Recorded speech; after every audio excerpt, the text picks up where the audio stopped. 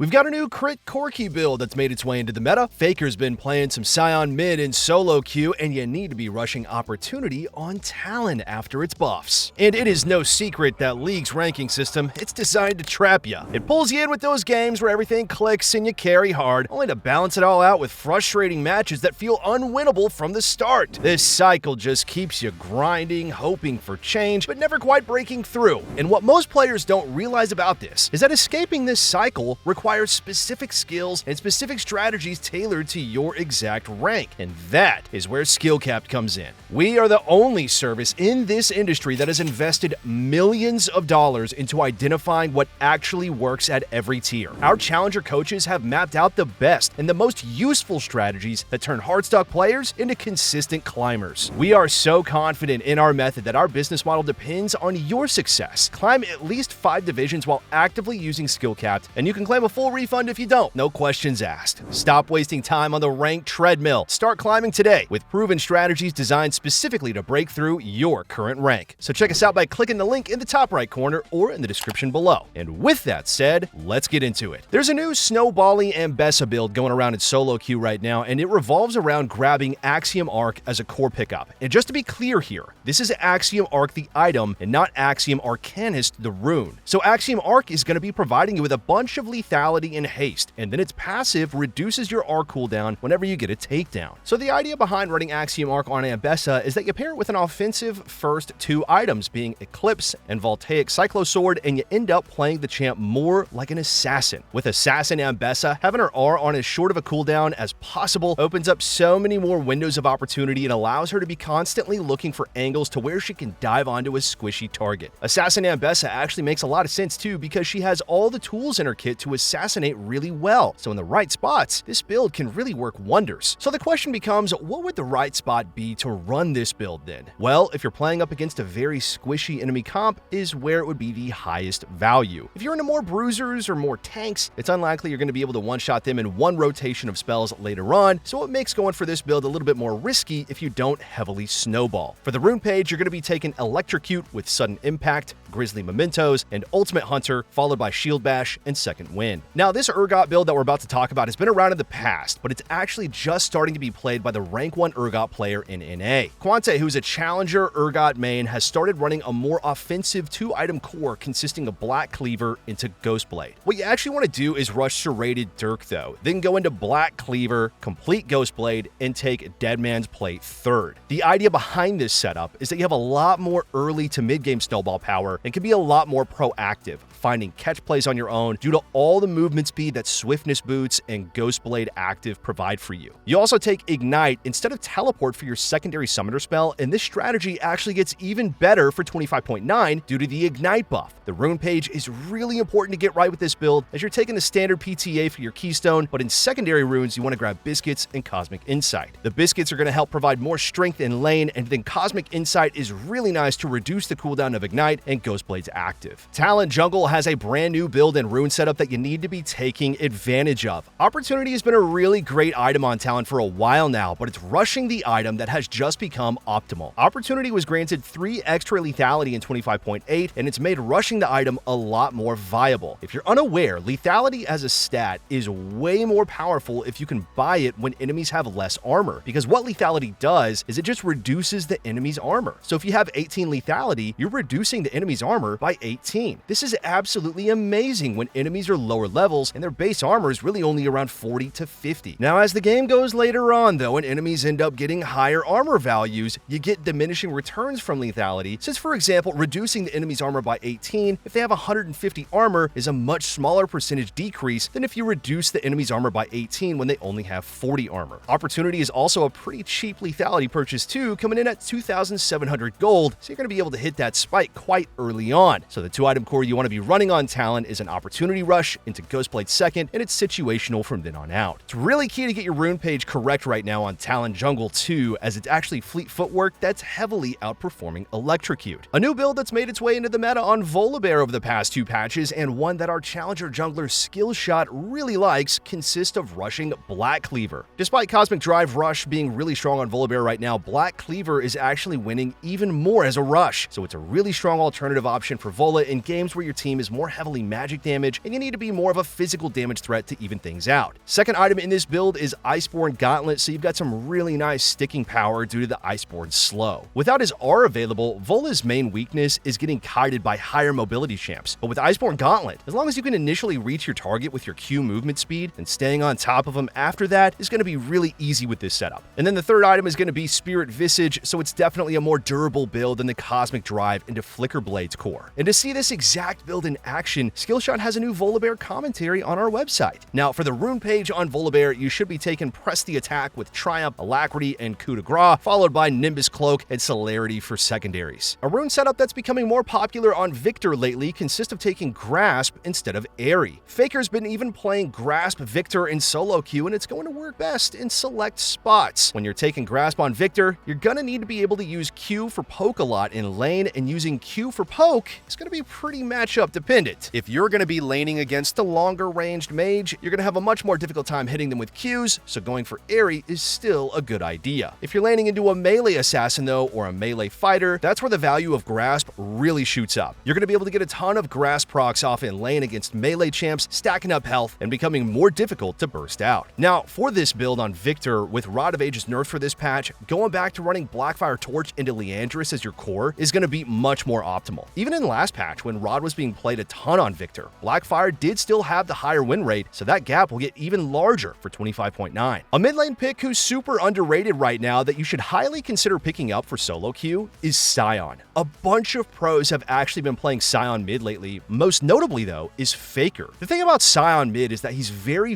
difficult to punish in lane. Sion has the shield with his W, so as long as you're playing around that cooldown, it's actually pretty difficult even for ranged champions to poke you out of lane. Sion mid is going to work best into magic damage champs because Hollow Radiance is what he wants to rush. So don't build Heartsteel on Sion mid, as getting Heartsteel procs off isn't as reliable when playing in mid, and Heartsteel in general is a pretty weak item right now after it got nerfed. So you can replace Hollow Radiance with Sunfire Aegis though if you're up against a more AD heavy comp. Your second item is going to be Unending Despair, and then grab Titanic Hydra third. With Sion, since you have incredible rotational power due to his R, you really want to be living in the side lanes in the mid game, constantly shoving them out and then looking for flanks with R. Hollow Radiance and Titanic Hydra will allow you to insta-nuke side waves so that you can be a constant threat to either take down towers or look for flanks. For Sion's rune page, you should be taking Grasp with Demolish, Conditioning and Overgrowth, followed by Cashback and Approach Velocity for secondaries. We've got a new Corki build that has been rising in popularity over this patch as it's a non-Trinity Force setup. Instead of rushing Trinity Force, you're going to be going for Bloodthirster. Second items are different as well, as Manamune is not part of the core build, as you're taking Essence Reaver in its place. So to actually figure out if Bloodthirster is optimal on Corki or not, we went into Practice Tool and we ran through some tests, okay? Here's what we were able to find through those tests. When comparing the one-item spikes of Trinity Force and Bloodthirster, BT does win out. We tried killing a target who was 1300 health and 40 armor, which is going to be what most ADCs are going to have at around level 8. Bloodthirster did end up dealing 1,313 total damage and 314 damage per second with a Q, R, E, and 4 auto attacks, which would be just enough damage to kill that target. Trinity Force ended up dealing 1,080 total damage and 289 damage per second with that exact same combo. So when it comes down to bursting out a squishy target on one item, BT is definitely going to be superior. It's on 2 items though, where things get a little bit mixy. So with all this, let's hit a target who has 1600 health and 70 armor to compare the damage of Trinity and Muramana to Bloodthirster and Essence Reaver. With just 5 auto attacks with E activated, Trinity and Muramana deals 1366 total damage, and damage per second is at 379. With Bloodthirster and Essence Reaver, autoing 5 times and critting once has you dealing 1532 total damage and 376 damage per second, while critting twice has you dealing 1679 total damage and 399 damage per second. So the damage per second is actually very similar here, and it's really going to come down to how many lucky crits you get as to whether or not Bloodthirster with Essence Reaver is going to deal more damage than Trinity and Muramana. Now, if we were able to throw abilities into the combo here, this is going to favor Trinity and Manamune a bit more, with a Q and R dealing a total of 489 damage, while Bloodthirster and Essence Reaver deals 466 damage. So with the damage being pretty similar on 2 items, but favoring Trinity and Manamune, while Bloodthirster is heavily winning out on 1 item, how in the world would we advise you to prioritize your build on Corki? If you're in a lane to where your support is playing an aggressive melee engaged champion, or if you're with a mage support, definitely go for Bloodthirster Rush for a stronger early game spike. You just flat out deal more burst damage with Bloodthirster, so you're going to have the ability to follow up on your support's engage plays really well. Now, if you're with an enchanter though, there is more of an incentive to go for Trinity into Manamune. The build will deal more DPS in the mid game, and so it'd be better to play towards with an enchanter due to lacking a reliable early game kill threat. And if you want this same kind of extensive breakdown of the best builds for every single ADC, then you're definitely going to have to check out our new itemization course. We're going to walk you through which items are best by using side-by-side damage comparisons just like this, so you know exactly why one item is better than the other, so you never have to build the wrong items on your ADCs again. We are constantly updating the course whenever new builds pop up as well, just like for this new Corki build, so you're always going to be caught up to speed with the best ADC builds. The rune page that you're going to be taking on Corki is Conqueror with Presence of Mind, Alacrity, and Cut Down, followed by Freeboots and Biscuits for secondaries. A build for Jhin that has seen a really big spike in popularity over in Korea this patch is Ghostblade Rush. Ghostblade has always been pretty good on Jhin and quite underrated, so it should have honestly already been played at a higher rate. The active movement speed that Ghostblade provides is just super value on an ADC like Jhin, who lacks a gap closer as it keeps him a lot more mobile. Second item with this build can either be the Collector or Rapid Fire Cannon. Both have near identical win rates when paired up with Ghostblade, so there's really not a clear-cut best second item in this one. Collector will be providing more raw damage, while Fire Cannon gives you that range amplifier, so it's really going to come down to how valuable you feel the added range from Fire Cannon actually is for your gameplay. Now, if you're doing comp with heavier burst champs to where you're going to need to be keeping your distance and really focusing on your positioning in fights, that is where Fire Cannon would be really nice to have.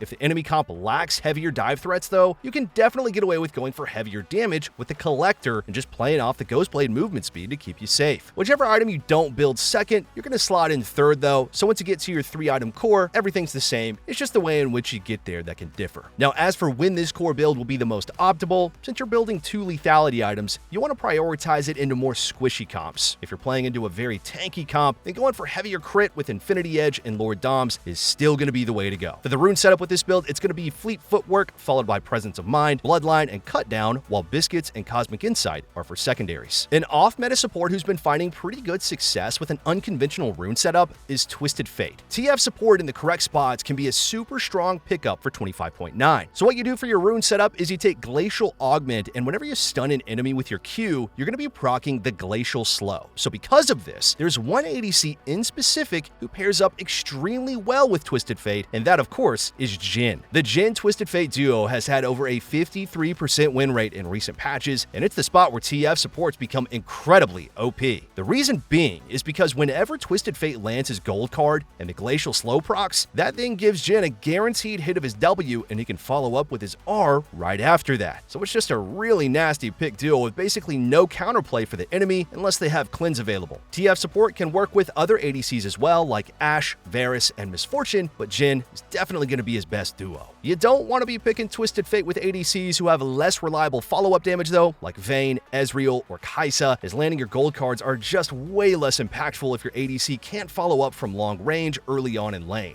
Now, the build is pretty spicy as well, with Fire Cannon as the rush item and Shurelya's as your second purchase. So it's all about providing yourself with as much catch power as possible, as you have the movement speed from Shurelya's to close the gap and the range amplifier from Fire Cannon to find picks on enemies from a distance. And then another off-meta support who's been getting played quite a bit in the higher elos lately and by pro players as well is Nidalee. So Nidalee's support is going to be similar to Twisted Fate in the sense that she's not the best blind pick, but she can be super OP if picked in the correct spots. Where you're going to find the most success with Nidalee support is when you can pick her with an ADC who has that long-range poke. Lethality Varus is currently her highest win rate duo in solo queue, with that combo winning over 54% of the time. ADCs you want to avoid playing with the most are Kai'Sa and Ezreal. Nidalee's attack speed steroid from her E can be incredibly OP when used on her ADC in skirmishes, but since the average Ezreal player won't be auto-attacking as frequently in fights, there's definitely some anti-synergy there. Kai'Sa is just much much better when paired with melee engaged supports who have CC, and Nidalee has no hard CC at all, so there's anti-synergy in that one as well. Now, extremely important to note through all of this, if you want to find the most success on Nidalee support, is to max your E out first. E max Nidalee players are winning over 51% of the time, while Q max are way down at 45%, so it's going to be a night and day difference with this one. When Nidalee E is fully maxed out, it's a 70% attack speed boost for a whole 7 seconds on whoever you use it on.